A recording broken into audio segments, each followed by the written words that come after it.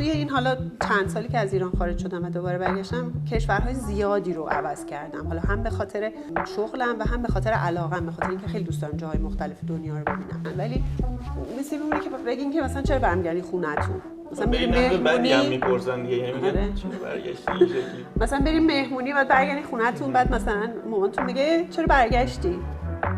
خب یعنی فکر می‌کنید که دلیل اصلی افراد یعنی که شما باشون بزرگ میشی یا نه؟ ببینین یه چیزی که من راجع به ایران نمیگم، من اگر توی بورکینافاسو هم به دنیا می اومدم احتمالاً عاشق بورکینافاسو میشدم و دوست داشتم که یه روزی برگردم خونم. خونه آدم هر شکلی که هست خونه آدمه. اولا که من فکر می‌کنم کشور آدم مثل مادر آدم میمونه.